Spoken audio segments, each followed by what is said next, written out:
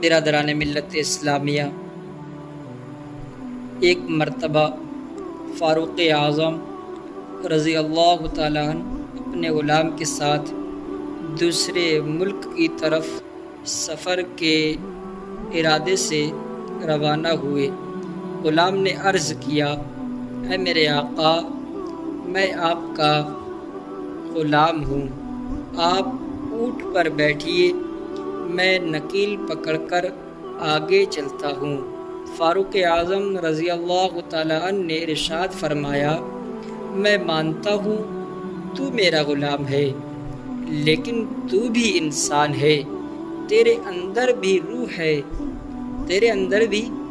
ہے، تجھ کو بھی راحت و مشقت کا احساس ہوتا ہے، لہذا انصاف یہی ہے کہ کبھی اونٹ پر تم بیٹھو اور میں پیدل چلوں، اور کبھی تم پیدل چلو میں اونٹ پر بیٹھوں۔ آخر فیصلہ یہ ہوا کہ 1 میل پیدل مالک یعنی کہ فاروق اعظم رضی اللہ تعالیٰ عنہ چلے، اور 1 میل پیدل غلام یعنی کہ جو نوکر تھا آپ کا وہ چلا۔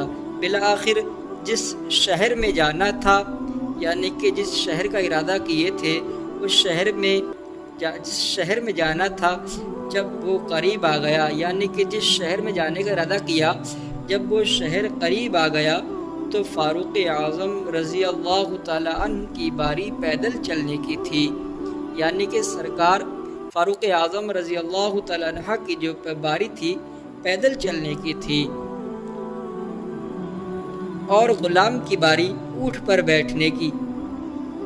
غلام یہ دیکھ کر حیران ہو گیا اور عرض کرنے لگا، حضور شہر قریب آ گیا ہے، یہ کیسے ہو سکتا ہے کہ خلیفہ وقت یعنی کہ فاروق اعظم جو تھے اپنے وقت کے خلیفہ تھے، خلیفہ وقت اونٹ کی نکیل پکڑ کر آگے چلیں اور غلام اونٹ پر سوار ہو کر۔ لیکن فاروق اعظم رضی اللہ تعالیٰ عنہ نے گرجدار آواز میں کہا، جو میں نے فیصلہ کر دیا ہے وہ ہو کر رہے گا، غلام اور آقا نہیں دیکھا جائے گا بلکہ انصاف دیکھا جائے گا۔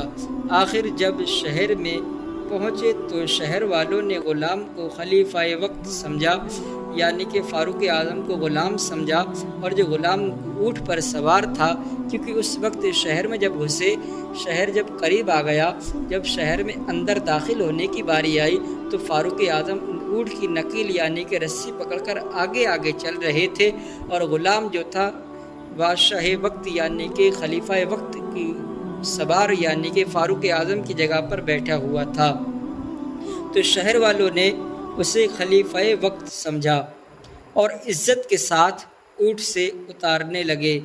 غلام چلا کر کہا، میں خلیفہ نہیں ہوں، سنو میں خلیفہ نہیں ہوں، میرے غلام، میں ایک غلام ہوں، خلیفہ تو یہ ہیں جو اونٹ کی آگے نکیل پکڑ کر چل رہے ہیں۔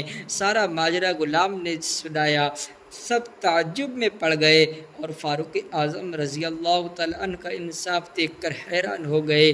دیکھا آپ نے جو انصاف مذہب اسلام میں ہے وہ کسی اور مذہب میں نہیں مل سکتا، اسی لیے قانون اسلام تمام قانون پر حاوی ہے، قانون اسلام تمام قانون سے افضل ہے۔ دعا ہے کہ اللہ تبارک و تعالی ہم سب کو قانون اسلام پر چلنے کی توفیق عطا فرمائے۔ وما علینا الا البلاغ۔ السلام علیکم ورحمۃ اللہ۔